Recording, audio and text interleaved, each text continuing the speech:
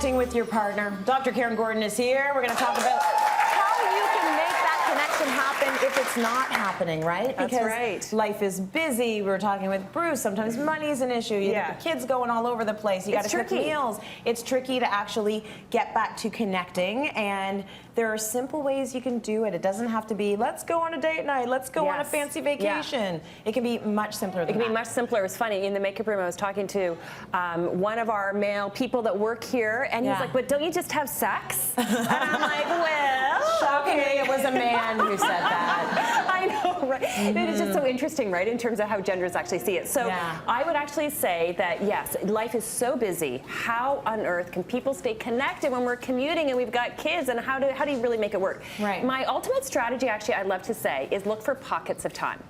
Just pockets. We just need little pockets. And so a lot of times when I'm working with a couple, they're trying to think of really big things. I'm like, don't think of the big things. Think of those small things. What that happen every day. That happen every day. That you can kind of rejig your schedule just a little bit to make that more time. Because I honestly find, I love the weekly date night idea. But honestly, as a relationship counselor, I don't find it sufficient from a long-term perspective. I really find that couples do need to be connecting every single day.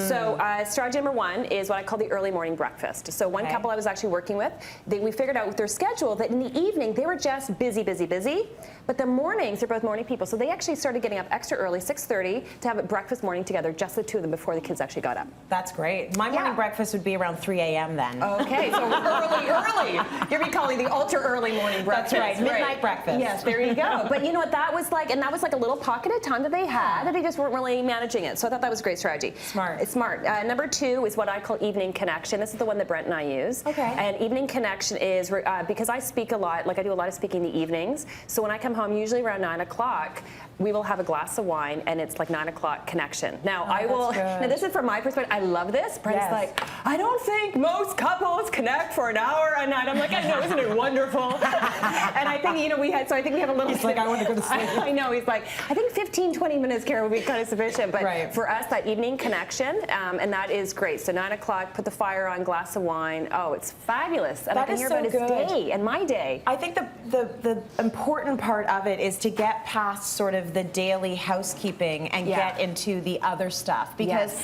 if you're just two ships crossing in the night, you're literally like, take her to ballet at 5. It's transactional. It's transactional. So it's the laundry list. We need more milk. You know, X, Y, Z, and you're not necessarily getting to the, you know what happened at work today? You know who pushed my buttons today? You're not getting to the quality time. So that's smart. You got to take it when you can. And you know what? It really is like when you think about ultimately great marriages, you really got your best friend. And I want to talk to my best friend, saying, here's what happened today. Here are my highs. Here are my lows. And gosh, this is a tricky situation. And so for me, I need that evening time. Absolutely. So that's what I call evening connection. Another one is called car chats. And car chats is... I'm a fan of these. Are you?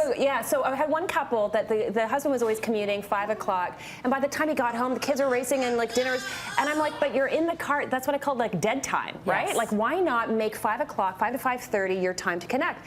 This worked really well with the couple. So he would call his wife at 5 o'clock. She got one of the headsets for her phone, so she could actually have her, she could be listening, talking, prepping dinner, and she basically trained the kids, do not talk to me when I'm talking to your father. So they were not going to be actually interrupted, and that was their time to kind of really connect. So, and it's like time that existed that just wasn't really being leveraged well. Absolutely. There are times when we have to pick up the kids in Richmond Hill, and one of us could do it, but we both do it so that we can talk. Because it is dead time. Why not? Let's catch up. Because as soon as they're in the car, it's going to be like World War III, and no one's saying anything. Right? So that's a good idea. I like the car chats. The car chats. Another one is evening walks. A lot of couples actually talk about the importance around walking. So one of the families I was working with, couples, they had kids a little bit older. They were, I think, in grade 7, grade 8. So what they actually found is they actually, after dinner, they had the kids clean up dinner, which I thought was very smart. That's awesome. And then mom and dad would actually go for a walk for 45 minutes while the kids are cleaning up dinner. Nice. And that was like their ritual.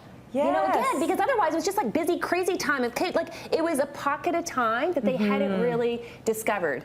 I get sad about the kids growing up, and then I think about moments like that, and I'm like, no, you can grow up. It's okay. I know. Well, I would like evening walks. Evening walks. That would be great. Okay, I love this one, hot tub romance, baby. Okay, hot tub romance. I got to tell you, when I worked on another show before City Line, this is what I was knew I was going to be having twins. Mom told me this. She said the secret to having a good marriage when you've got kids, especially when they're young, is to invest in a hot tub. Really? I don't care how little money you have, Karyn, you need to invest into a hot tub. And why is that? Why the hot tub? And I'm telling you, I'm a fan of the hot tub. So we got one because you don't need a babysitter. Oh, because the kids come in with you. No. Or no, they're in the house. Oh no! How does this plan work? I don't know. No, you're asking an excellent question. Okay, they are not in there. They are not in there. No, they're in the house. In the house. Got it. Okay, wash the dishes. So they're in the house. They'd be actually in the other room. Now our hot tub is right by the room, so it's safe. So we leave the door open. Yes. We leave the door open so we can hear them. Like we're literally in the next room over. It's like having a glass of wine on the front porch. Exactly. Or in the backyard on the veranda. But you're in a hot tub. But you're in a hot tub with like a glass of wine. You're looking at the stars. And I have to tell you, this is the funny part about this is that Brent's very detailed in his communication. So and I'm more big picture. So usually something will be going on, something I'll be going on in a lot of detail. And usually I'll be like, can you just kind of give me the Cole's Notes version? Get to it. In the hot tub, I'm like, keep on talking, honey. I am. I'm like so much I'm in a hot tub. I know. I'm like any more. Like I'm so much more patient. And anyways, so hot tub is great. No babysitter required. Yes. It's romantic. You're hot. It's you got the stars. It's it is a great investment for couples. And then it's relaxing before you go to bed. Yes. I get it. Yeah, so you just have to make sure make sure the safety issue. Yeah, for sure. But I get it now. I understand. But no kids in the hot tub. Kids get out. Yeah, kids get out. Mom and dad only. Let's talk about the adult-only dinner, because dinner time